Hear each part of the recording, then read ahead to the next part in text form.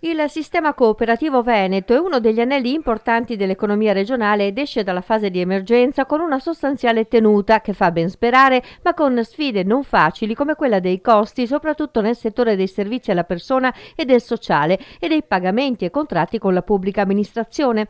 Il congresso delle cooperative di Lega Coop Veneto, riunite ad Arzignano, ha eletto il nuovo presidente. Adriano Rizzi passa il testimone a Davis Rizzo, presidente di Costruttiva, originario di Este nel Padovano, ed è stata l'occasione per tastare il polso del settore cooperativo veneto, che oggi in Lega Coop conta 365 cooperative, produce 2 miliardi e mezzo di fatturato e assomma 400.000 soci, occupando 31.000 persone.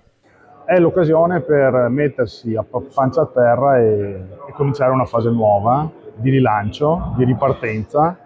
Da cosa si parte? Ma su questo, come dire, lavoriamo con la pubblica amministrazione su tutti i fronti, dalle costruzioni ai servizi. Ecco, noi la prima cosa che chiediamo è quello di avere, come dire, un'interlocuzione stabile, regolare e seria. Non è possibile che l'incertezza sia dominante anche in un periodo come questo, che è successivo a un periodo emergenziale. Qualche esempio? Super bonus, settore sociale? Guardi, le faccio l'esempio del nuovo codice degli appalti.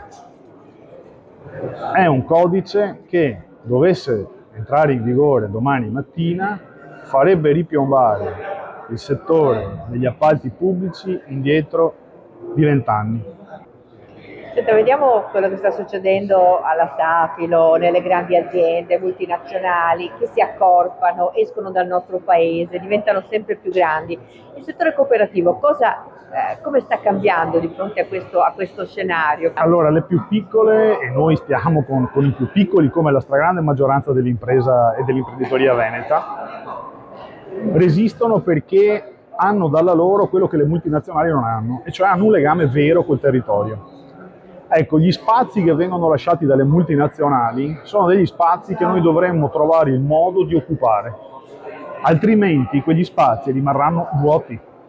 La nostra capacità, ad esempio, di riconvertire aziende in crisi attraverso la nascita di cooperative composte dai lavoratori espulsi dal ciclo produttivo da queste crisi aziendali, ne è la prova, e in Veneto abbiamo diverse testimonianze che vanno in tal senso. E i giovani sono ancora interessati a questa forma di lavoro, a questa forma di cooperazione, di lavoro insieme? Allora, noi da questo punto di vista qui abbiamo molto da lavorare, perché se noi parliamo con un ragazzo oggi che si affaccia al mondo del lavoro, a qualche studente universitario che magari, e gli chiediamo se è interessato a conoscere il nostro mondo, 9 volte su 10 ci risponderà di no.